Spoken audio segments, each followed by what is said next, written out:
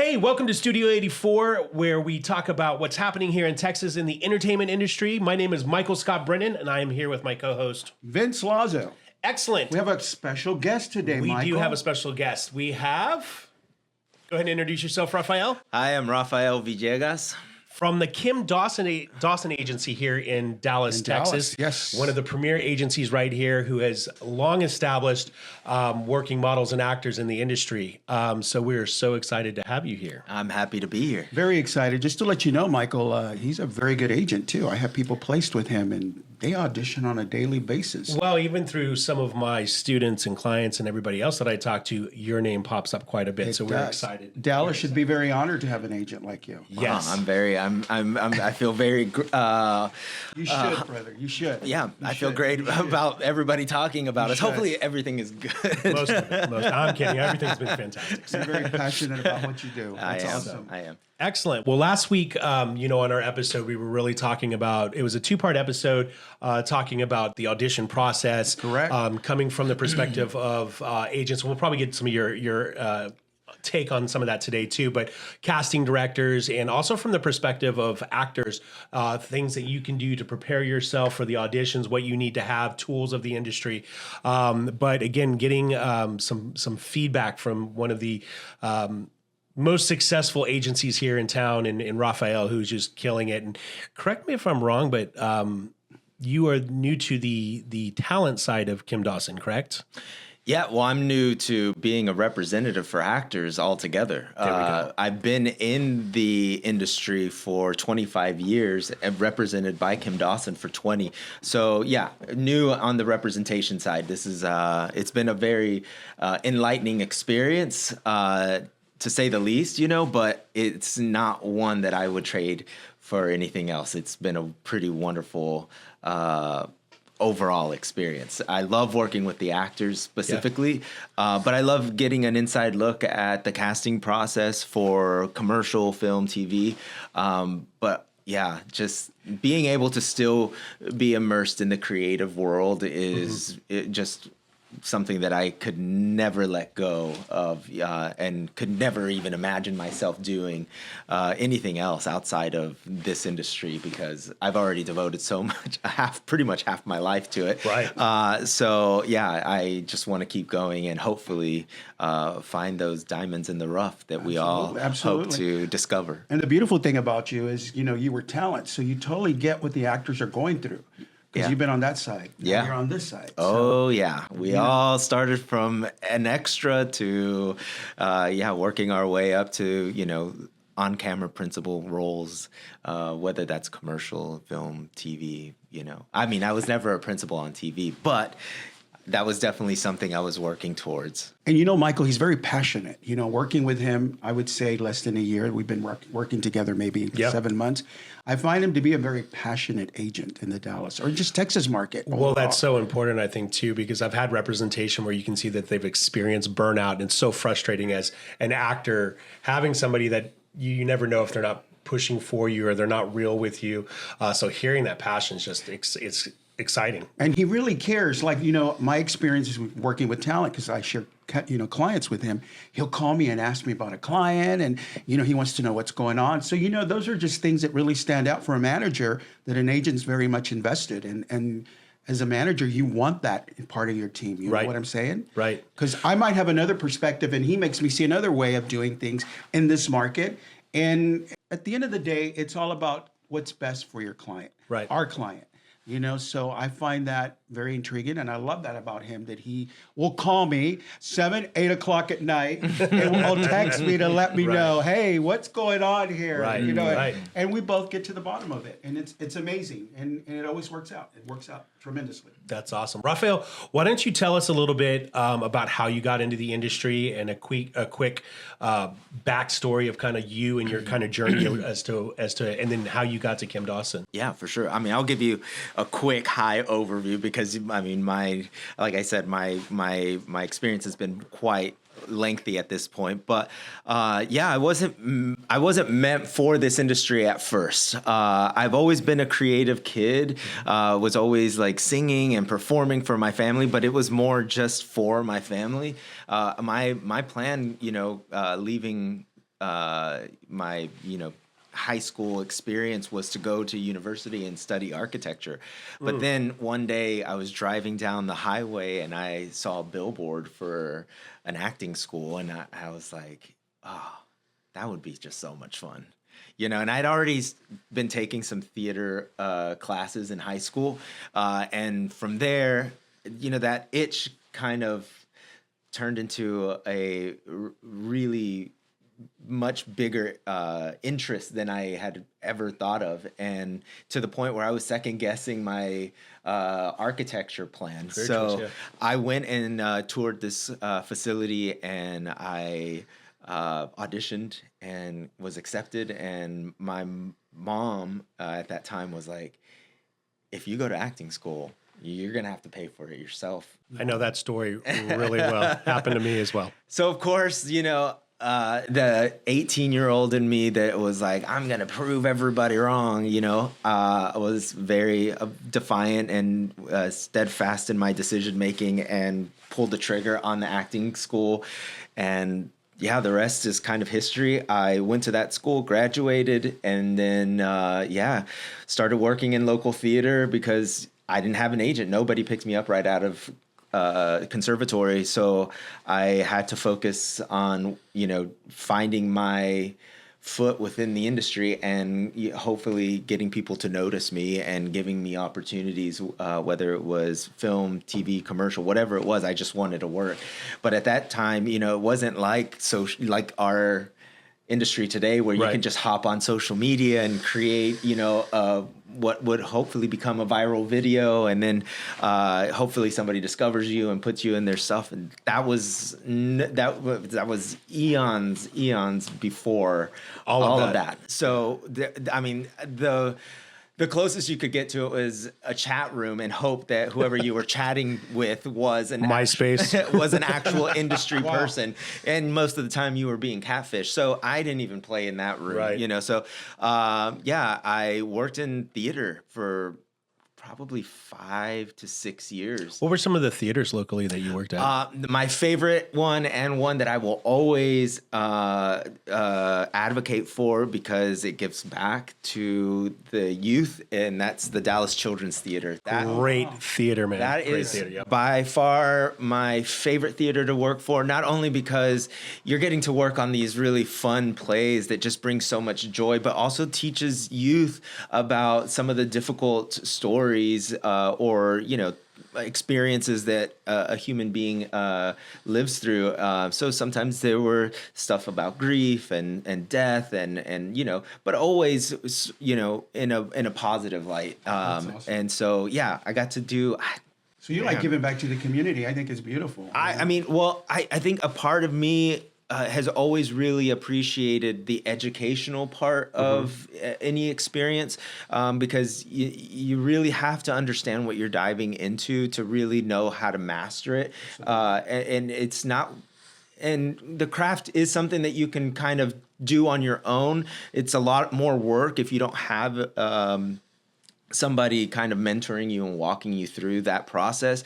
But it's possible to do it on your own. And for a broke actor like myself at that time, I didn't have the additional funds to always pay for an acting class. And so I leaned on the literature that I got from my conservatory and really used that to kind of build my own training program from the very beginning and learn how to really master the development of characters and infusing that into my performances, whether that was in children's theater or whether it was in musicals or in straight plays that I was performing in around town. Yeah, that's kind of how I got into it. It was really not something that I had planned for. It just kind of got thrust on me by a billboard and those things work. So, but I love your story right here because, we've talked about this, when you're in any major market, and Dallas still is a major market, you've got to continue training. And your story and my story are similar. When I moved out to LA, I was out there with some friends from Texas Tech, and we formed the 19th Street Players, which was a theater company because we were too broke to afford, actual formal lessons at that point in time, Yeah. but it was about making stuff happen on your own and continuing your training process. And I think that's so important and such an example right here as well. So sorry to interrupt, but No, such an definitely. I mean, important part. and that's kind of what I've always really leaned on is the educational part. I mean, everyone wants to say that they have the natural talent, and yeah, natural talent will take you so far. Yeah. But when you're pit up against somebody who is trained and has gone through, the Meisners and the Stanislavskis and the, Stella Adlers, Stella Hagens, Adlers, yep. and you name it, all of those kind of training programs, you really see the difference. And so in order for me to feel competitive in whatever arena I was auditioning in, whether that was theater, commercial, or any theatrical TV film stuff, I would always resort to my foundational learnings, which were through the conservatory class. Mm-hmm. So applying, movement and applying dialect and applying, all these physical traits, but also remembering to focus on the performance and the development of the character, and just kind of reverting back to what I knew. So, yeah, I worked in theater. And then I kept submitting. I never stopped submitting to agencies. So that's something that really helped me. This was back in the day when you'd have to mail your headshot and resume in with a cover letter professing your reasons why you should be selected to be on their roster. And of course, all of that was really just the theater that I had. And back then in Dallas, what we had Kim Dawson, had the Campbell Agency, the Horn Agency was around then.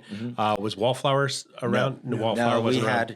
At that time, we had probably 5 or 6 agencies. So there was Kim Dawson, there was Mary Collins, there was Horn, there was Linda McAllister, Campbell Agency, and Peggy Taylor, who's no longer with us, and I think there was the Yvette Stone Agency. There was like a few small little, yep. Yeah, but not, the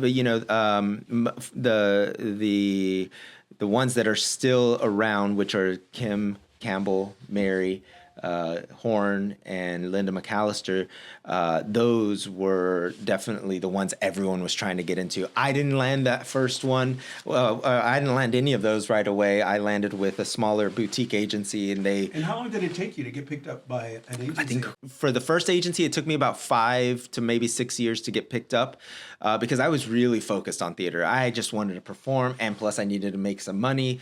And at that time, being in the bigger theaters, so Dallas Theater Center, Dallas Children's Theater, Water Tower, Casa Mañana, all of those were the ones that you could get a really good paycheck from, because they had the most equity contracts. So in order for them to have the most equity contracts, they also had to have the funding to pay for those contracts, which meant they had a little bit better stipend programs for the non-union actors. So that's where we would all vie to play in, because of the type of stipends that they had, and those would largely help us pay for our headshots, our rent, our whatever we needed to. But yeah, after that, got with the small agency that is no longer around, the Thomas Agency, and then I worked with them for a few years, and then moved on to Kim Dawson in 2000, like mid 2000s, and then from that point on, I was with Kim Dawson for 20 years until I transitioned to a representative. What was your first job you booked on camera? Can you remember? Oh, I'm pretty sure I was an extra on like a true booking, like as a principal. No, man, I can't. It was probably I'm sure it was a commercial non-speaking role, because at that point I wasn't really landing any speaking jobs. I was really landing more jobs that really selected me for what I appeared. Well, as. would you agree though that like during that time frame, because I know I was in Los Angeles at that time, most of the speaking roles for any major episodics and or film are being cast out of the major markets. It Correct. was really hard. That's one reason I left Texas, was because in order to start having the opportunity to get speaking roles, you know, it would just, I mean, it was always a commercial market here, but even like Walker, Texas Ranger, which was a big one being shot at the time around Dallas, Fort Worth, like most of the major roles were being booked out of LA. Yeah. And, you know, they're still doing that to this day. Not because we don't have talented people here. We have a wealth of talent that come from all over the place that just happen to find themselves in this market for, you know, personal reasons or whatever. But yeah, we have great players here that people are kind of overlooking because they believe that the LA talent is superior or the New York talent is superior to the regional talent. And so that's something actually I'm working to change. I'm hoping to change that perspective because we have such wonderful talent here that have developed maybe outside of our market and have relocated here, or have developed themselves here and have created a network of community of people to work with and develop, you know, great pieces from, you know, writing to directing to producing. Yep. That it's comparable to what you would see in LA and New York, you know. So why people look at regional actors as inferior to LA and New York actors is probably just a there's an ego about it. I would There's a say Hollywood it's probably ego. an ego or some kind of superiority complex that they have, that they just think that they like they only want to work with the best, and it's like, well, the best is subjective. So for me, I'm like I think if they can deliver the performance in a believable way, in a grounded way, then they should be also considered. Well, Rafael, to your point, I know of an actor here that has an agent here and has an agent in LA, and they got submitted for the same project from both agents. The local agency didn't book it, but the LA agency, same actor, booked it. You know, and it's just like, to your point, there's a perception out there that, and this has been true for a long time, because even as an actor myself, I got a lot more street cred coming back from LA when I came back to the Dallas Fort Worth market than I did when I was first here. There's a lot of truth to that, and I love that you're very passionate about what you're doing. But my experience is I'm still booking a lot of people out of LA. You know, they come. Some of them say, should we move to Texas? And I'm like, no, because they're just booking you. I had an experience just last week where they booked someone. And he was submitted by an agent in Austin. The agent in LA got more money and ran with it. So it just varies. I mean, you know, this person's now wanting to relocate. But yeah, I believe there's a lot of good talent here. And it goes back to what he was saying is, like, I like that he was very passionate. And if you heard his journey, he was constantly doing theater. He was constantly working. And I think that's what the actors here in Texas need to do. Because I can say from Los Angeles, representing my actors there are learning another language, dancing, they're doing comedy, they're doing drama. Every day they're doing something, or they're getting together like you did, starting a group, a community where they work off each other. And I think that's what needs to happen in this market to be competitive. Because I know in LA, that's what they're doing. I mean, it's a lifestyle. In looking at the industry as a whole, too, you know, we've always said that I don't consider Dallas-Fort Worth a small pond by any means, but it is a smaller pond traditionally than New York and LA. But I think that's quickly changing with a lot of the work that's going to come here. And part of the reason that we started this particular podcast is because we want actors to be ahead of the game to prepare themselves for what is about to happen. You know, looking into that little crystal ball to see what the production that's coming here, and making those changes. And so I love what you said. Like, I'm hoping to change that. I'm looking to change that. We're going to make those changes and let them know about the talent that's here. But the talent in Texas, Texans got to step up. Yeah, I mean, it's definitely a commit. There's definitely a difference in the commitment level from the LA, New York actor to the Texas actor.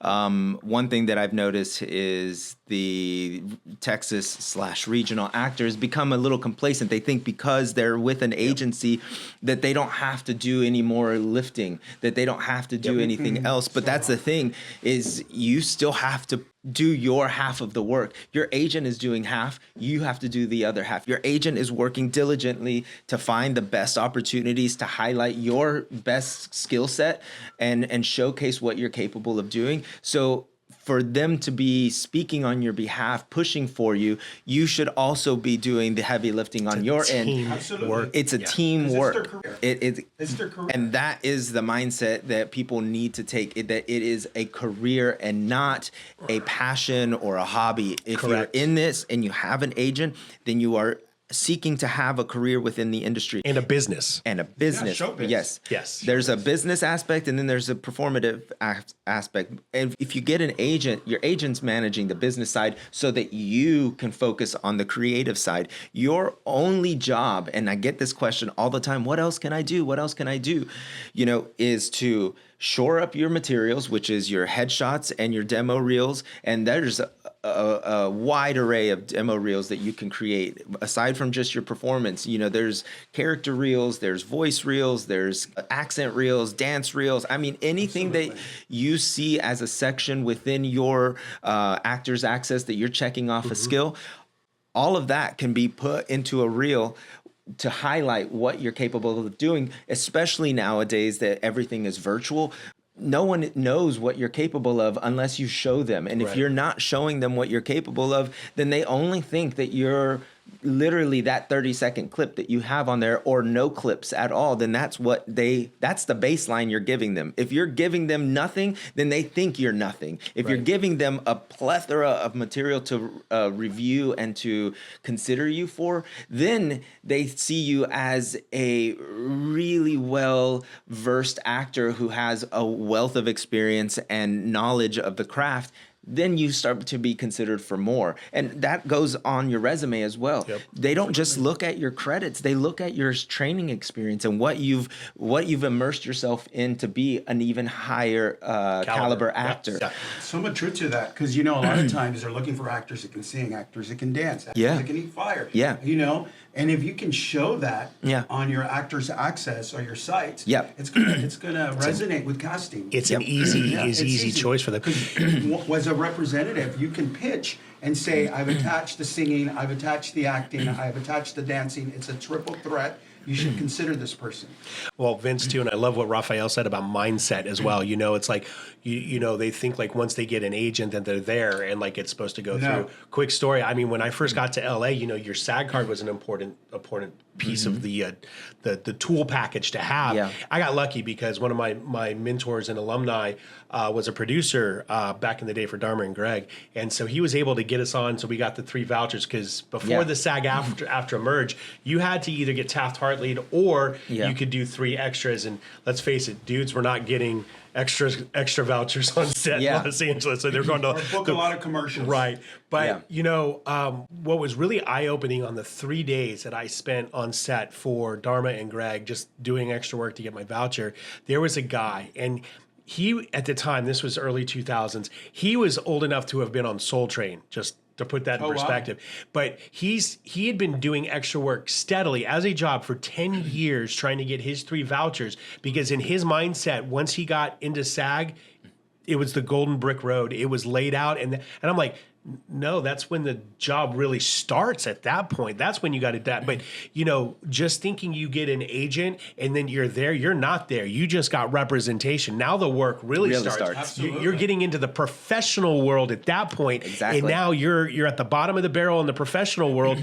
Yes, it matters what you did, but it really doesn't matter what you did before. It's about what you're about to do now. And so bringing that mindset issue up, that's hugely important. Yeah. Yep. And I mean, a lot of people rely on their agents to provide those resources, and really, it's not our responsibility to do that. And we love to help as much as we can, but the thing really is you have to do your part in researching what is the best acting studio to go and train with. Audit as many classes as you possibly can. Sit in, see if that type of experience is the experience that is going to be conducive for your learning style and your performance style. If it's not, then it's okay. They're not going to take any hard feeling from you not signing up from their class. They're just going to be thankful that they got one additional person in there to see what they're doing.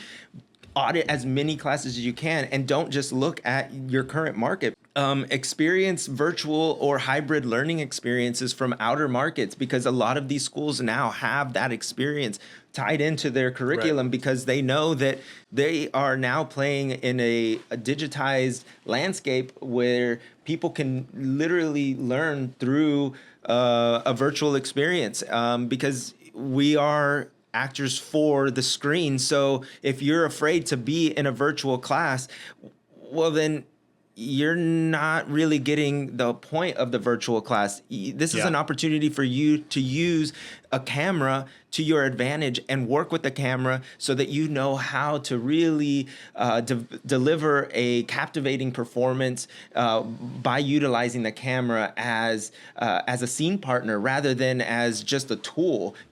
When I was in school, we focused a lot on, because it was a film and TV type of curriculum, we focused a lot on the performance with the camera and how to use that to your advantage.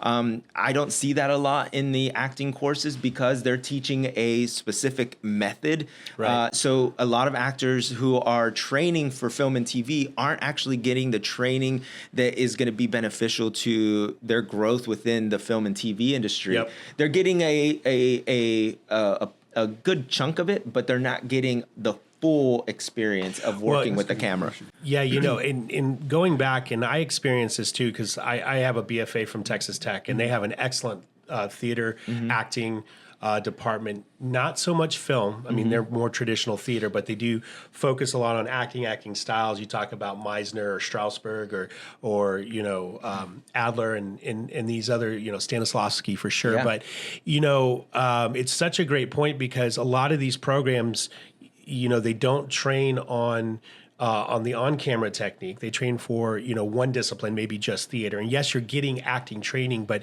there's a huge difference between how you act on stage versus how you act in front of a camera. Yeah. And the second thing that you really said earlier on, and I meant to say something about this, was, you graduate and it's like, what now? Mm-hmm. They don't really have a transition program into agencies and stuff. It's kind of like, okay, cool. We've trained you, now get out there and get work. And where do you go?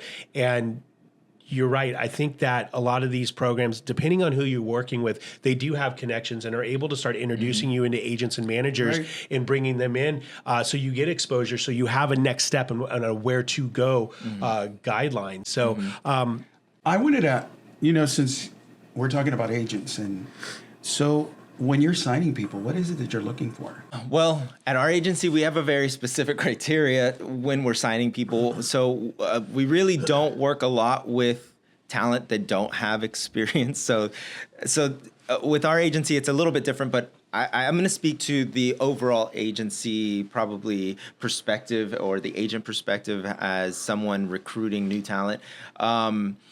For say someone that doesn't have the experience, the resume credits, right? That they've never worked on film and TV. What we look for mostly in their performance, like especially for newer talent, we're going to want to see either a reel, and some younger talent will create their own reel, and which is great. But otherwise, they will audition you in their agency. They'll have you put yourself on tape or read live. So what we're looking for primarily is believability. Are you believable as this character? And usually they'll give you something rather simple that seems very straightforward and that you're just going to deliver with like a really natural, but really there's stuff within those little scenes that kind of we try to pinpoint to see if they can get there rather quickly, because a lot of the times on these sets you don't have a whole lot of time. I mean, 1 minute to an hour is thousands and thousands of dollars of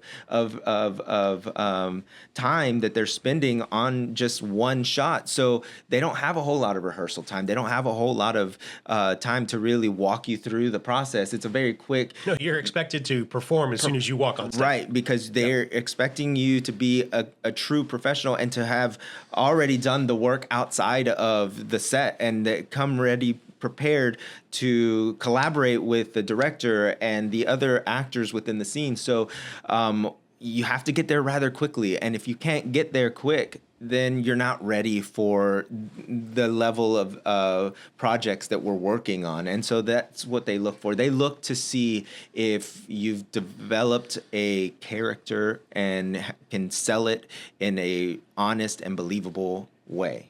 And if you were to find someone like a diamond in the rough that really doesn't have a lot of experience, but you see something that has the it factor, I'm assuming you would probably want to develop that person, oh, right? For sure. That's And a lot of fun. we have, yes, for sure. And we have, there have been talent, and it usually works best for actors that are in a younger age category, right? We have more time to work with them, to develop them. Whereas once you're in your late 20s to 30s, the expectation is that you're already there and that you are able to compete and perform with talent that have probably been in the industry for at least a decade, if not longer. So for the younger talent, yeah, it's a more we look more for their personality and how they engage with us as agents. If they're pretty engaging and understand what we're talking about, and they have some kind of good insight into their craft and what they're doing, and it's they just have this passion that you can just see in their eyes and that you can feel when you're talking to them. There are people that you come into our office and we can tell right away they're in it for the money. And with all the that's the wrong thing to be in this industry for. Well, because it takes a long time to make money in this industry. You have to start at literally nothing, which is extra work where you're getting paid maybe $300 maybe for a 12-hour day. I've seen some they're getting or paid, less if it's not union. If it's non-union, I feel really sorry. You're getting paid like anywhere from like $80 to $100 for a 12-hour day, which is wild that people take those jobs. But I get it; they want the experience. So I have a question regarding the vertical shorts. That's a big thing that's happening in LA. A lot of them are getting unionized, and I speak to a lot of my peers in Los Angeles, and a lot of them are living off of that because that's what's happening in LA. Yeah. Is that something that's happening here in Texas? Yeah, verticals are coming to Texas. The vertical shorts are very popular overseas in China and Japan. I mean, that's pretty much how people watch. Millions of dollar market. Right? Oh yeah, huge market in the overseas markets, and it's coming. They're already very well established in the LA market, and I think they've been going on for a couple years now. But they're starting to become more common in the regional markets as well. I say for the younger, least experienced actor, it's a great way to break into the industry and just get an idea of how to perform for the camera and really build a resume. So yeah, I say any opportunity that you get to play on set, take it and run with it. But when you're on set, focus on the network building. Focus on the relationship fostering aspect of the business, because that is what takes you and makes you, and gives you longevity within the industry. And also, I would say maybe last year in November, I was speaking to a casting director who you and I know very well, and I was speaking to one of our associates, and she's the one that told me we're going to have 8 vertical shorts next year, and they're going to be union. And I did say, some of my clients in LA don't want to audition for that. And she goes, why? And I'm like, because, they're very cheesy. Over the top a little bit. Over the top. And she goes, well, they are, but that's what's happening, and we're casting them. And they would be crazy not to audition, because especially people that we don't know, it's a good way for them to get on our radar. Because, we're casting a lot of other movies and big shows. So if it's someone who really we don't know, why would they not do that? Well, and that's an actor that doesn't know what they're talking about, because there's a lot of stuff that you perform on TV that's over the top and pretty nonsensical. So, I mean, let's talk about SNL. Let's talk about daytime dramas. Let's talk about nighttime dramas. Right. Let's talk about let's talk about the Bridgertons and the Tyler Perrys and That's all so of those. true. I mean, those are styles that people like to watch. There is an audience for that style of performance. Not every not every viewer out in the world wants to watch a realistic drama, or wants to watch Academy Award worthy type of performances. Some people really get into it for the fantasy aspect, or for the escapism that the craft is meant for, to take you away from the realities of the world. Not everybody is in it for that type of experience. Perfect example. My mom likes to watch those. They're so loud. We're watching TV and she's watching that. Yeah. And because they're quick and she watches a little bit. She says, tomorrow I'll watch the next episode. And I'm like, oh my God, really? Right. Yeah. So people do like to watch that. It's crazy. But I am one of those people too. Oh, okay. I love stupid, funny comedies. Right. Like, I mean, I love the Will Ferrells. I love the Charlie Days. Anybody that just takes you into a place that just makes you feel good. I would much rather be immersed in that type of experience or that type of creativity than watching, I don't know, Lioness, or, no offense to this market, I love Taylor Sheridan, but sometimes it's a little too real for me. Heavy. And and it's like I don't need to watch that every time. Then it just takes me into these feelings that I don't want to be in all the time. I'm already living real world experiences, and we're all, And I'm glad you touched upon some of these shows that are being filmed here. Yeah. With a lot of the shows being filmed here, would you say that it's changed the market? Like, more commercials are being booked here, or more theatrical, with the whole movement of production moving here in these shows that you just mentioned, like The Lioness and The Chosen and Landman and so on and so forth? I think it's a little too soon to really speak to what's being booked more, especially with this new incentive program that was just enacted this past September. I think it's a little too early to really say what's going to be working more in this market. But right now, if I was to speak on a commercial front, I'm definitely seeing more SAG contracts coming this way than I had seen in the previous year. I mean, just this month alone, I think we spent more time on castings of SAG projects than we did for non-union projects. And as someone that works for a SAG franchised agency, we prioritize those because that's what we pay to be a franchisee of the union, to prioritize the SAG projects. And they pay more. And they pay better. They pay better. And it's not to knock the non-union work. I am all for non-union. I get it. Not everyone wants to be in a collective bargaining type of situation. Everyone wants to work independently and produce their own stuff. But I think that the safeguards that SAG-AFTRA provides for the actor and the performer and for the set is really important, and something that we should look to and not turn our noses up to because it's SAG or whatever. Well, you bring up a great point, because like when you're on set, a lot of people don't realize, like, if they hand you a cigarette and say, "Hey, we need you to smoke in this scene," there's a cigarette bump right there. Yeah. There's if they get you wet on set, there's a bump for that. If you do your own stunts, there's an additional bump for that. And all of this stuff that SAG has negotiated for many years is there to make sure that, you can do this, but you're not taken advantage of, and you get paid for it as well. So those, we forget about that, because Texas is a right to work state. It is. And so, it's always been tricky. One of the things, I love the fact that Kim Dawson is SAG franchise, but a lot of local agencies for a long time, I was speaking to an agent, not to be named, but they were like, I just don't understand why they're not hiring our non-union people. And I was like, because it costs the production company more money. When they have to Taft-Hartley somebody, that's a fee they have to pay the agency right there. And it's designed that way to have people that have been accepted into the union get that work first. And so they were like, oh, didn't understand that. So, and I think, to your point, we're forecasted to see hopefully a lot more. So that was an agency that asked you that? Mm-hmm.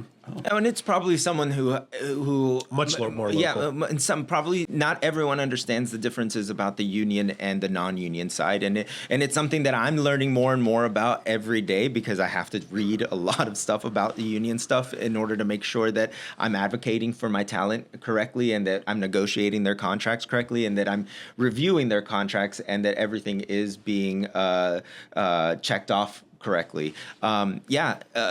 Most of the stuff that you audition for in a SAG project, all of it has already been pre-negotiated for you by the union, and the production has to basically check off all of the correct boxes for that specific role. If anything changes, that's why you get the bumps, because they're changing it on set. And that's why, as agents, when we talk to our actors and they book a job, specifically a union job, we always make sure and say, if you're on set for this job and your role changes even in the slightest, we need you to communicate that to us immediately, because that could change the scope of pay drastically. Yep. And so it is very important that you always have a direct line of communication with one of your representatives that you can communicate with immediately should your role change. Now, non-union, yes, you can do that, but if they want to say no, they're going to say no. And not only that, I mean, and again, I've been a non-union producer, I've been a union producer, and on acting on both sides of the camera. A lot of times when you're non-union, they know they can get away with whatever. They're going to take advantage of situations, not maliciously necessarily, but when you've been on set for 8 hours and all of a sudden they're like, we just have one more shot, but that other shot could take another 4 hours, and that's another day's worth of pay under a union contract that, all of a sudden you're doing it for peanuts on, for nothing. Or for nothing. For a copy and credit. Yeah. And then, something happens, you don't even get that copy down the line, but it's a really good thing, and that they're there for the protection, of the actor. Well, and I mean, I like I said, I don't knock non-union because I understand the fees and the all of the insurances and everything that go into play into a SAG or a union project. They can sometimes add up and be pretty cost prohibitive for someone who is, maybe not fully financed, or they're financed on a shoestring budget. It really makes a difference for a non-union production. But the thing about us as agents and having the SAG understanding, that really helps us when negotiating the non-union contracts. And I'm not going to say a good agent, because I think that's the wrong word, but an agent that understands the difference between the two is going to pay really close attention to your non-union contracts to ensure that you are protected. And that's something that me as an actor, I've been on a lot of those non-union sets, and I know, they promise you 10 hours, but before you know it, you're on there 12, maybe even 14 hours, and you're getting paid the same day rate, which is not fun, but you want to see the project through because you want copy or credit, right? And all of a sudden you have a 15-hour day and a turnaround of like 5 hours. And I mean, you're just exhausted and you can't do your job the next day. Exactly. And you made half the day rate that you probably would have made on a union project. So all of that, we have to pay attention to the fine line. So it does take, at least for me, it takes me longer to go through a non-union breakdown than it does to go through a SAG breakdown. A SAG breakdown, if it comes through, I already know I don't have a lot to worry about. I just have to take care. I'll say this too, and some of our audience member out there, you may think like, oh, I don't care about the pay right now. I just want the experience because they're an up and coming actor. They're just trying to break into the industry. But I promise you this, once you establish yourself and you start doing this work all the time, and yes, you don't feel like you're ever working because you're enjoying being an actor, being on set. It does make a difference because you will get taken advantage of. And almost every day. Yeah, and this is exactly why it's set up for this reason, is to protect you. And at the end of the day, if you truly want to do this for a living, yes, you just love, maybe your desire is to be on camera. You don't care about the pay, but you've got to live as well. So the pay becomes very important. And in order to get those roles, agents have to get paid. And it's important for them to make sure that they're protecting you and themselves as well. Yeah. And importantly, too, that you guys communicate. I mean, it's communicating because, like you said, if you're on set and you get bumped, it's important that you communicate that to your representative so that they can take care of you on their end as much as they can. Yeah. Well, and I think that's the thing. There's a really big misconception from the talent's perspective that we as your agents are not working for you because you don't get a phone call or you don't get an email as often as you wish you would. And a lot of that comes down to, one, your experience level, and two, your agency and where you're signed. But also it comes down to what projects are available, right? We're not taking on every project. And some agencies will, especially the newer agencies who are trying to establish a footprint within the same industry as we are, it really depends on the project and the parameters of the usage terms, specifically on the commercial side.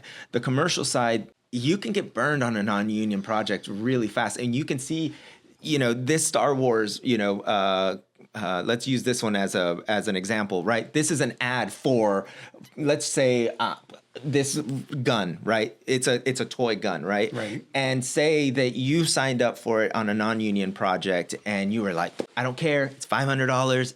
I am going to be in an ad. People are going to see me, blah, blah, blah, blah, blah, right? Great. Yeah, it's $500. But if you didn't look at that fine print of the usage terms, that sucker that you just signed up for that's paying you $500 and they're selling that little gun, you just signed up for in perpetuity on that little ad. That means that poster can stay up on the walls of a store or a box truck or whatever indefinitely, and that gun is selling like gangbusters, right? All of a sudden, you're out. That's true. All you made was $500 on that little poster. And while it's great for you in terms of visibility, it's not great for you and your agent when it comes to the monetary side and the use of your likeness to sell that product over and over and over and over, where that company, maybe it could be a big chain or it could be a small chain. That small chain has now become a major player in the industry, and you made nothing on it. I had a client that a couple of years back when I was in LA, he booked something before he worked with me years, and he was on a TV show, and it was for a jewelry company. So Valentine's, Mother's Day, that commercial ran. And keep in mind, this guy was on a show. So he would call me and he would say, Vince, they're showing this commercial. And I says, dude, how much did you get paid on this? He goes, $1,000. They show it all the time. And this guy's on a major TV show on a major network. But he was young. He signed it. He was desperate. He wasn't nobody back then. But now he's somebody, and he doesn't like him being out there because he's on a show. This happened to me. True Blood. I was in a couple episodes, season 2 of True Blood. My agent at the time didn't negotiate in, what do they call it when they, for the advertisement for the episodes and the season, the recaps and everything, they didn't negotiate in if they use my image during all of the rest of the episode, which you're supposed to get paid on. Right. I got paid for my episode. I still get my residual checks, but I didn't get paid every week when they used my image as a recap for all of the other episodes, and okay, but it happens. But it's a great point. It's so funny. I literally just had to do that for somebody because they got a really big part in a big film, and very excited for them. And I realized, I was like, wait, what if they use her likeness for the film and for the advertising? And so I had to go before I made sure to add that one last line, and thankfully that I did, because that's something that they had to go. It took them, I think, a couple weeks to decide whether they were gonna give it to her or not, and they did finally. So I always, especially when I think about the actor and how it's going to impact them, that's like one of the very first things I think about as a representative, because I've been on that side. I have had so many projects that have just kept airing or whatever, and I made pennies on it in consideration of like how many times it ran. That's why I always tell all of my talent, and that's why we have a very strong rule of no in perpetuity, nothing in perpetuity. The only thing we'll allow in perpetuity is archival stuff. And that's usually things that they use internally for like presentations or maybe just to, show at a meeting or whatever. So it's not being exploited. It's just being used as a highlight reel or something. A perfect example we talked about, people think that, managers and agents are not working. But they are, because all this is happening is you're telling us what's going on.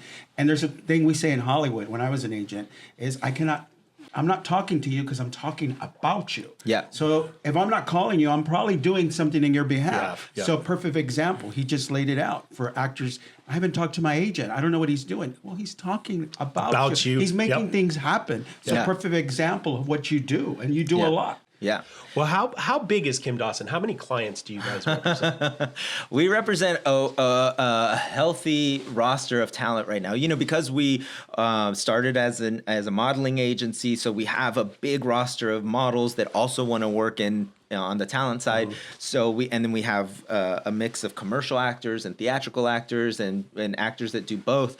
I mean, right now we're looking at, I think, 400, if not a little bit more than 400. Wow. But we're constantly fine-tuning that roster. But is that theatrical or is that... That's just everybody. Models, actors, got it. Commercial actors, theatrical actors. And what percentage of that would you say is theatrical? I would say probably like 50%. Everybody wants to work in theatrical. So when you say theatrical, most of them are probably doing more commercials in theatrical only because of the market? Yeah, definitely. Dallas and Austin are heavy commercial markets, which is, don't knock the commercial. The commercial is what pays for your headshot, what pays for your acting class, what pays for your training. So do not knock the commercial. Any actor that says, I don't want to do commercial, well, I hope you're booking a hell of a lot of theatrical work, because otherwise you are making $0. It's great because hearing about this, one of the questions we have is like, what can somebody in this market expect, like annual income, if they're consistently working? But a friend that I knew outside of acting, his wife is actually one of your clients, one of your talent, and they asked for families to shoot this Toyota commercial, and so she was booked, and then he went down there with her because they asked for him too. Well, he had long hair at the time, and they were like, I think they were getting like $2,500 for the shoot, which is, I mean, $2,500 for a day's worth. That's great work. That's great. And then they were like, if we cut your hair, like how much would it cost for you to cut your hair? Because he had, surfer guy, long hair and stuff. And he was like, he's not an actor, he's not in the industry, so he was like, I don't know, $10,000. And they're like, we can't pay you $10,000, but we can double your day rate. And so they did, and he cut it. He got a haircut, and they paid him another $2,500 to cut his hair. Yeah. And he didn't care. I mean, he's not an actor. He didn't do it. Right. He actually got, I think, more screen time than his wife did on that project. I'm sure you guys represented him in that. I didn't, but it was just a great example of, like all of a sudden, we've been talking about contracts and what the agents do and things like that. And this is a really great example of booking some work and kind of what it pays, it can pay on a day to day. Yeah. And those are the things that we take into consideration, like what does the role entail? Casting will give you a breakdown, and they'll tell you pretty much what each commercial role requires to perform.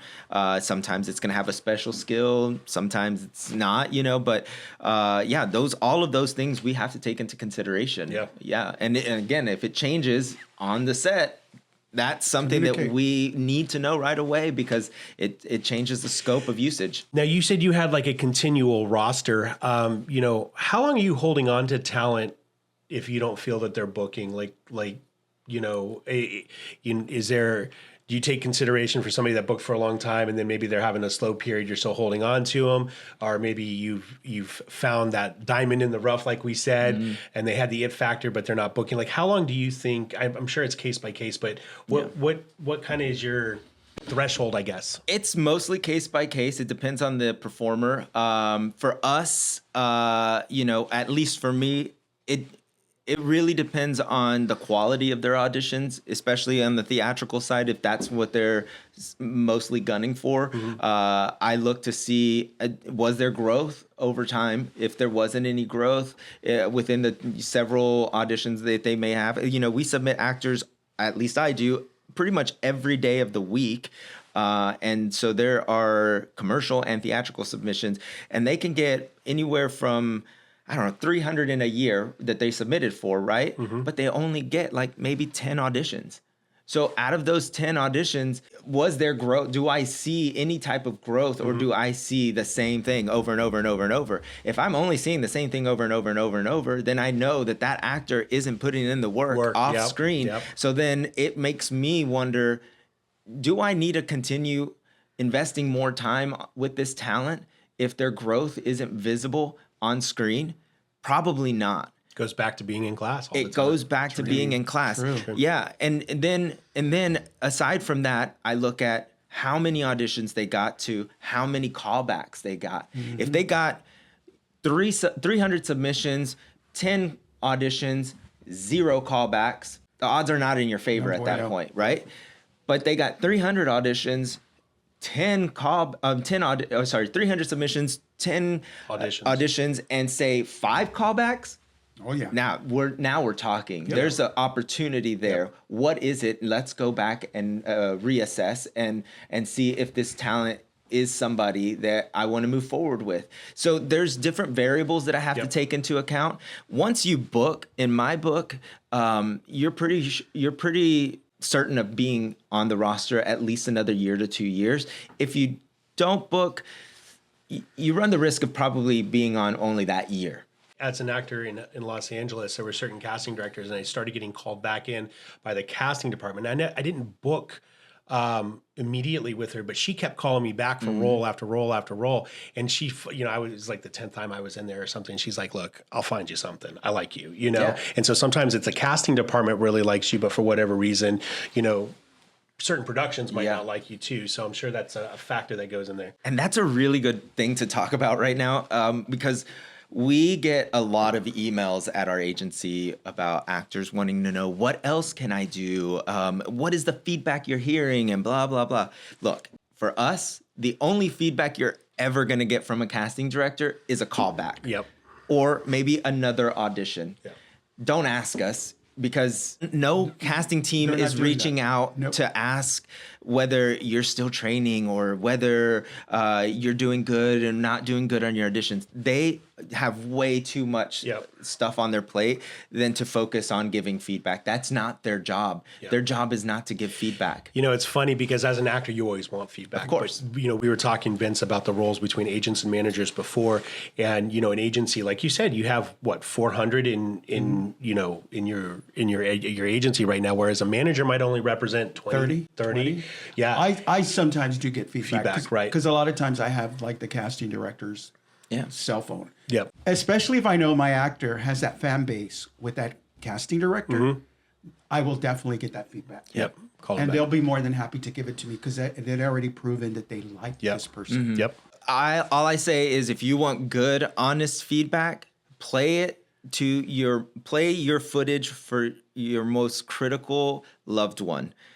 Whether it's your mom, your grandma, your spouse, your best friend, but the person that's going to give you honest feedback. I mean, I'm from a Mexican family. They give you nothing but honest feedback, right? That sucks. They're gonna rip you no matter what, right? I mean, we are born into kids give great honest feedback. Give great honest, very honest. So if you really want that, play it for those people, because really they are the people that are going to be watching some of the things that you're going to be playing in anyway. So why not just play it for them and see what they say? And it's probably going to be feedback that you're just like, well, what do I do with that? Right? But there may be something there. It's how you take that feedback and you work on it, right? What is it that they were really trying to say, and then really focus on that, or maybe don't, but at least you're hearing something and it's going to be honest. Or you could play it for your coaches. It just reminded me my days working in LA when you got feedback. They would say, we went a different direction. Like, read it between the lines. Exactly. And that's really all they're going to say, because, there's a hierarchy when it comes to casting, and we all know this, right? So you get your audition invite from your agent.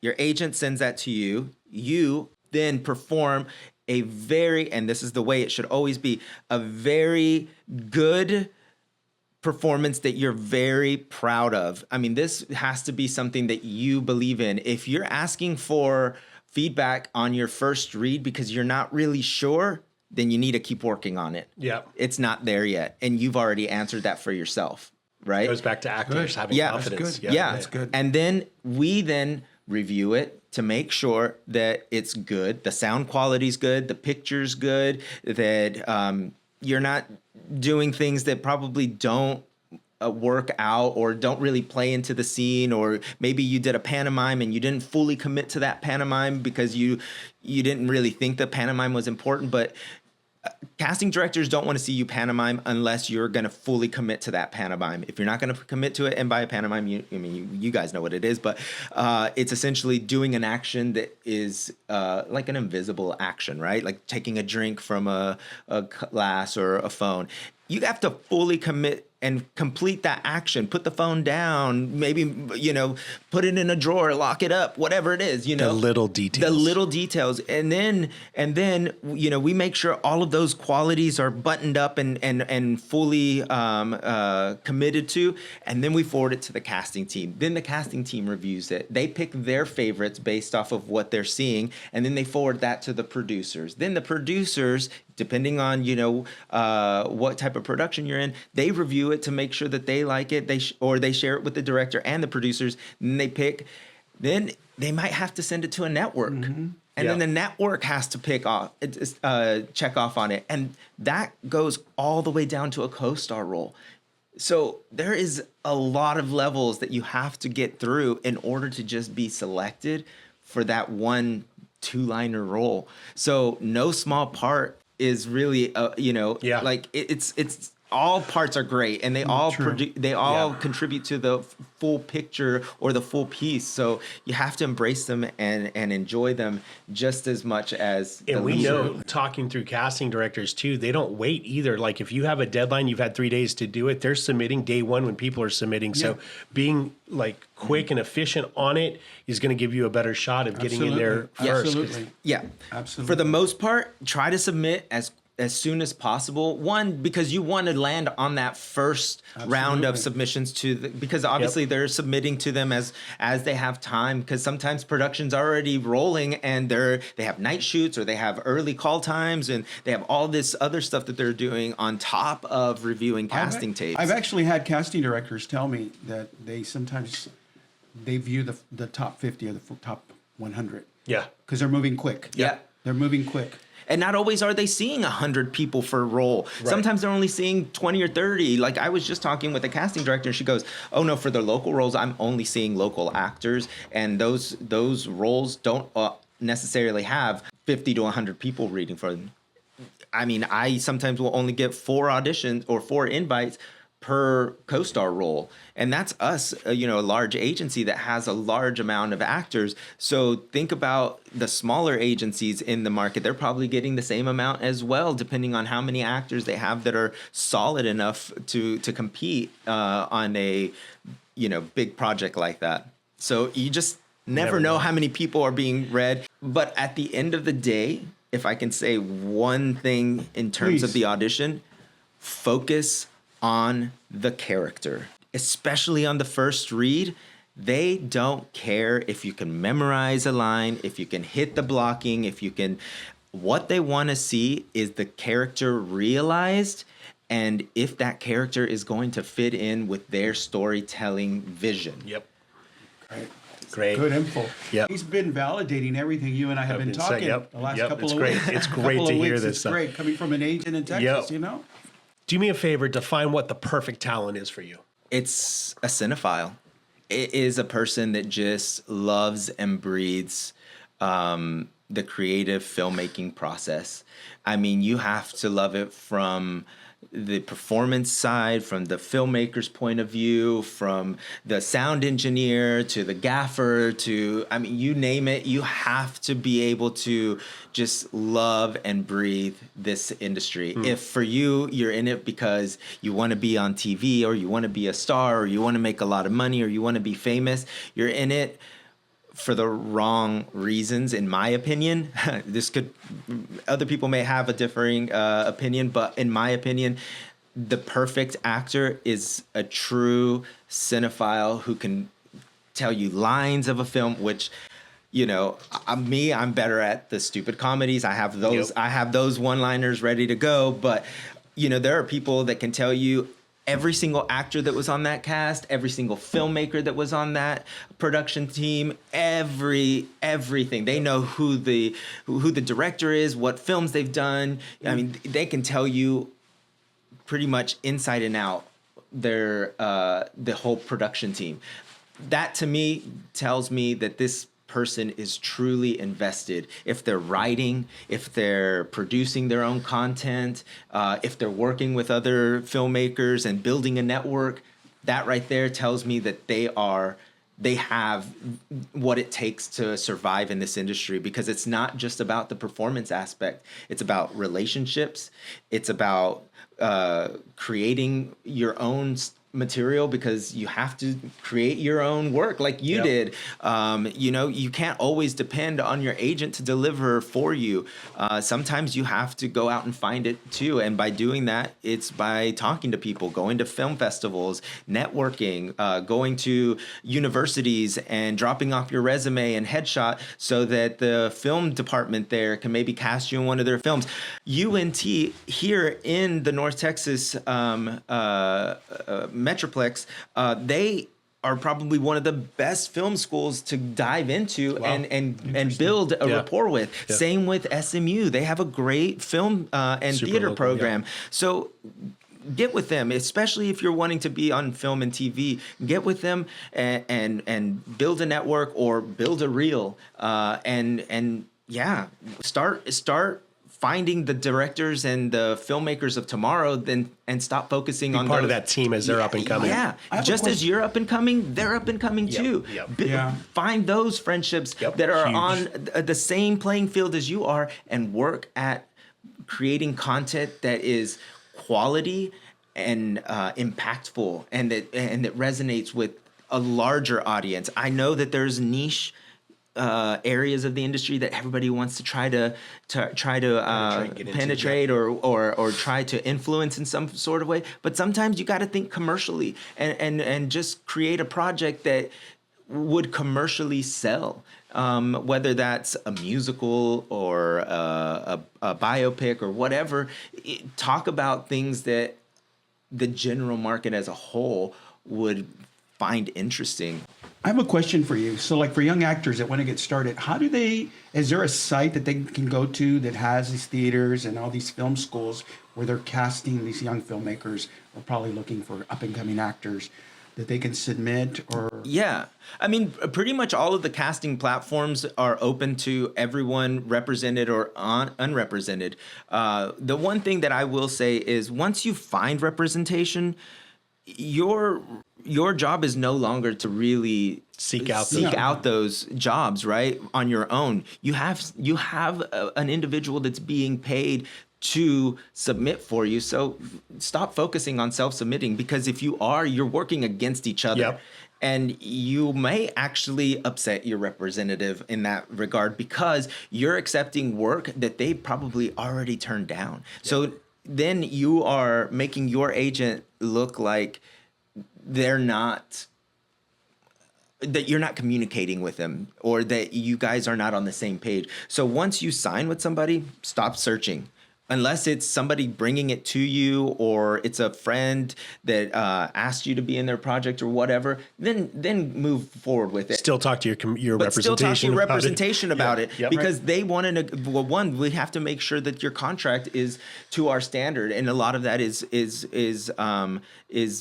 just to make sure that it's not going to be an overuse of your likeness. What was the question? Well, the question was, and I hear you, what you were saying, like someone who's new, and wants to get an agent or a manager. More in Texas, more agent, because managers are not big, and they want to do like you did at the theater. They want to get polished. They want to do 2 years into developing a reel so that they can get a good agent. Mm-hmm.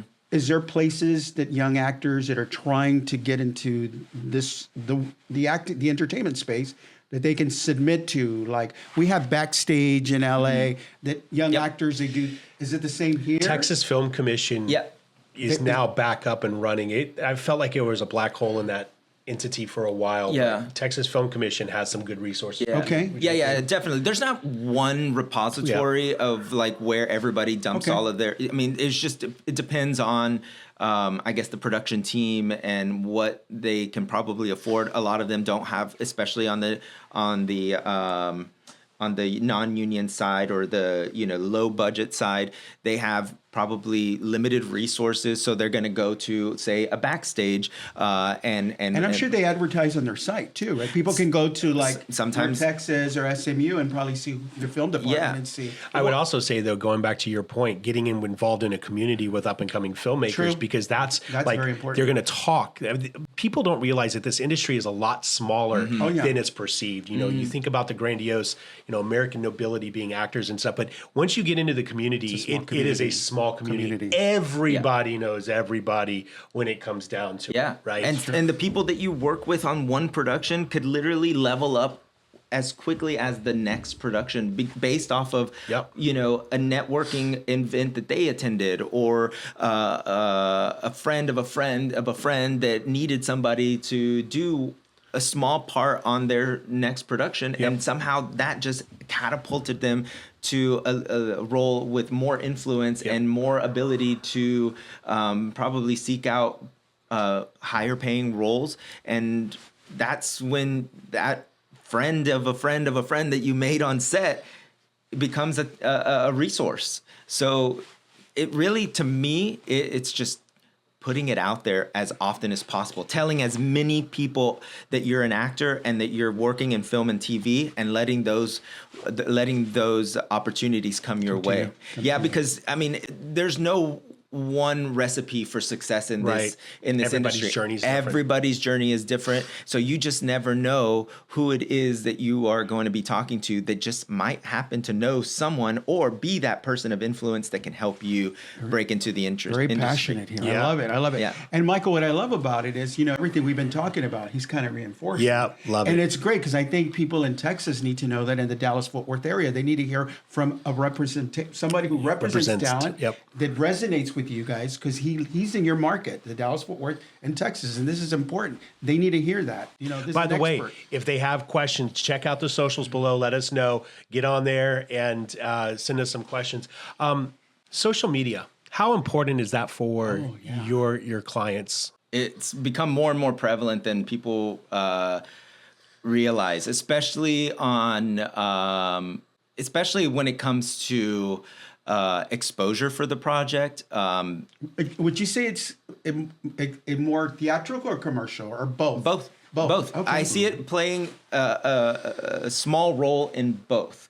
And that's because some of the productions that you're working with may not have the advertising dollars that they need in order to promote their project. So they're going to leverage your social media. So if you have a follower account that is maybe higher than the average person, they're going to probably say, hey, do you mind posting about it? And sometimes it's not about the money. Sometimes it's literally about helping one another grow.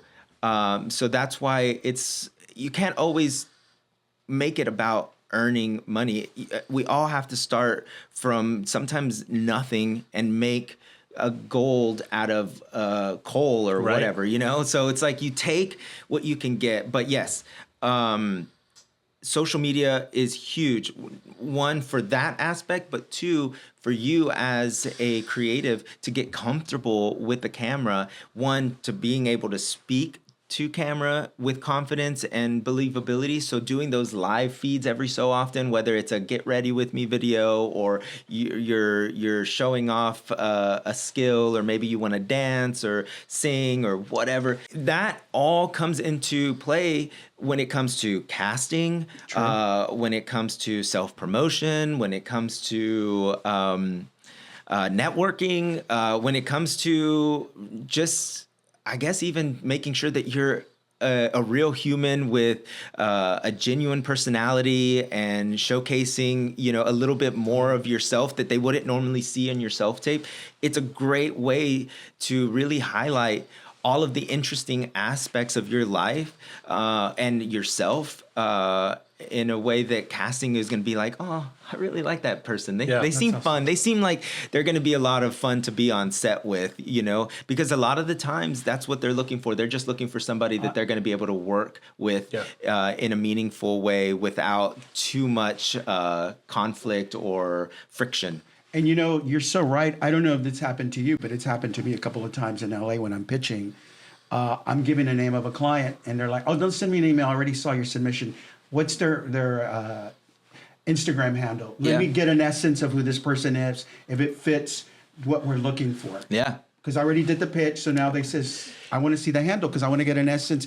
What this person, can they dance? Can they sing? Are they funny? Are they not? How do they look on camera? I have a colleague, and Vince, I think you've met him, Nick Darnell, up and coming actor in Los Angeles.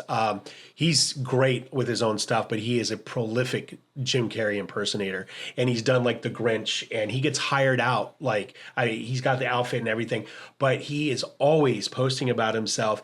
And some local news, like he doesn't live there anymore, but his hometown picked him up. They flew him out to be on the news talking about it. And he does impersonations of like Chris Tucker and a whole bunch of other people. Chris Tucker, through social media, reached out to him. And some of these other actors and actresses that are really profound have reached out to him already. And so he's building a career. Yeah, he's doing his own stuff, but it's also helping him book work because they're coming back in. They're like, oh, yeah, we heard about Chris Tucker. That was you. Oh, okay. So like just in that alone, using it as such a positive resource. And just to let everybody know, we have a phenomenal guest next week, Lawrence, who's in the background. Lawrence, just speak up, say hey. Social media. Yeah, it's social media. We're going to be talking about branding, digitizing, talking about how you can build that up. But it's so good to hear, again, Rafael, from your perspective about how that can help you as an agent represent your client.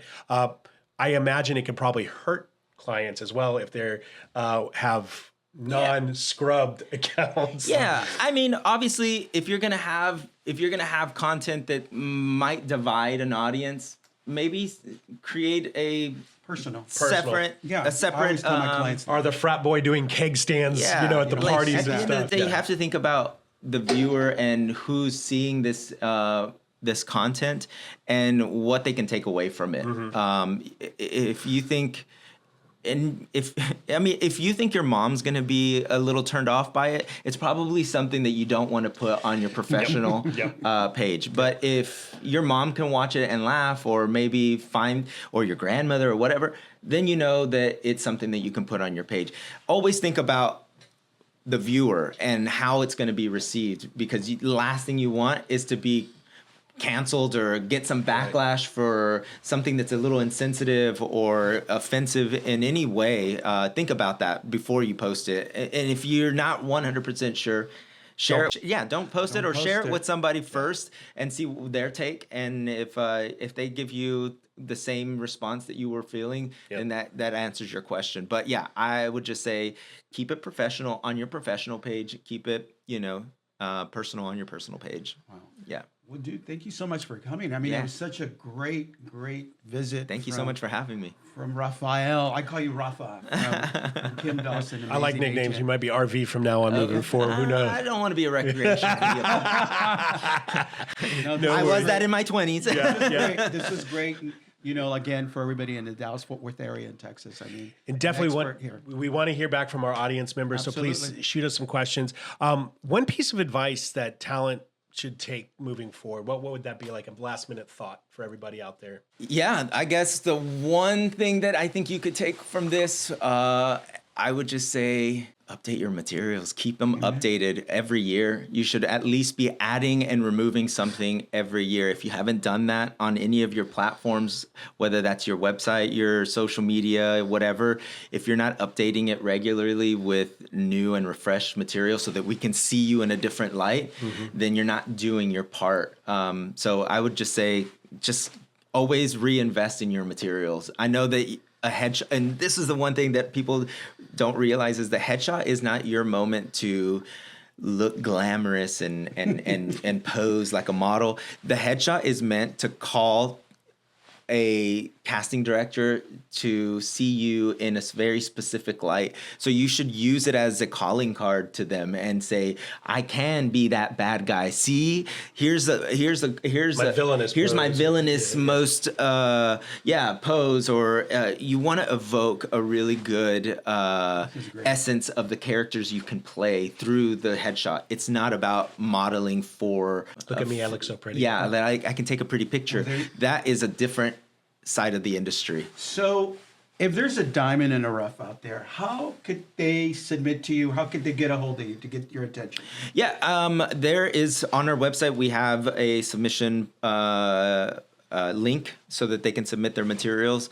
Definitely make sure that you proofread everything. We definitely look at that too. So make sure that everything is nice and buttoned up. You don't want to just send us, your most recent snapshot. If you're sending us a snapshot, we're definitely not going to look at you. It needs to be a professional headshot, something taken with a photographer that is well versed in the headshot game, and just make sure to talk about yourself and why we should take a look at you. Because we get a lot of those submissions, and in order for you to break through, you got to really stand out in all parts of that submission. And you even said yourself, I mean, your agency takes more experienced actors too. So, at some point, maybe it's just a question that they could send you, like, where should I start? Maybe, and go before I come in, we're ready for Kim Dawson. But yeah. I mean, at the end of the day, I'm going to always say, where have you trained? That's probably one of the first questions I ask. What kind of training have you done? If you say, well, I haven't, then it's a problem. Answer. Yeah. Awesome. Well, we want to thank everybody out there so much. Again, a special huge thanks out to Rafael from Kim Dawson. Yep, absolutely. Make sure if you haven't already, like and subscribe. Give us thumbs ups. Give us some reviews. Make sure you're checking us out. The caption is right below us right there. Once again, phenomenal episode. Super excited to be here. And we're signing off from Studio 84. See you later, guys. Till next time.